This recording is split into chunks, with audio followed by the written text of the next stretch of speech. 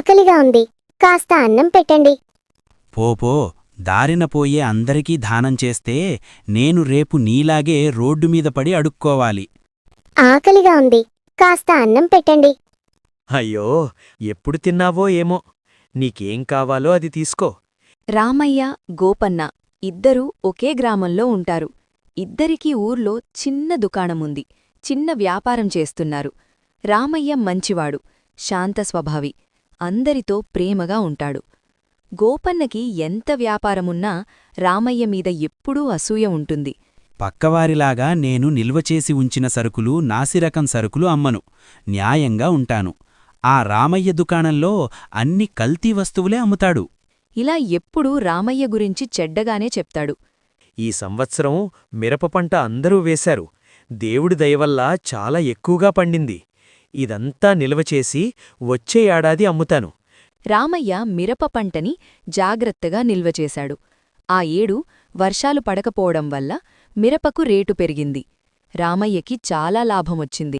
అరే, నాకిలాంటి ఆలోచనెందుకు రాలేదు? సరే, నేను కూడా ఉప్పు నిల్వచేసి ఉంచి వచ్చే సంవత్సరం అమ్ముతాను. మంచి లాభాలొస్తాయి. 100 సంచులు ఉప్పు తెచ్చి గదిలో వేసి తాళం వేశాడు. కొన్ని రోజులకి భారీ వర్షం కారణంగా ఉప్పు మొత్తం కరిగిపోయింది. అయ్యో, నా ఉప్పంతా కరిగిపోయింది. అంతా నష్టపోయాను. ఆ రామయ్యకు మాత్రం ఎప్పుడూ లాభమే జరుగుతుంది. రామయ్య పసుపు తెచ్చి 6 నెలలు నిల్వచేశాడు. అప్పుడే పసుపు ధర ఆకాశాన్నంటింది. నేను కొన్నదానికంటే 4 రెట్లు ధర ఎక్కువగా వచ్చింది. ఆ డబ్బుతో నీకీ హారం చేయించాను.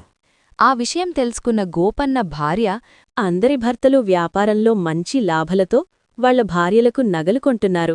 నాకు మాత్రం అదృష్టం లేదు.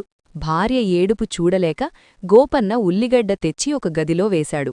నెల రోజుల తర్వాత అది కుళ్ళిపోయి మురుగువాసనొచ్చింది.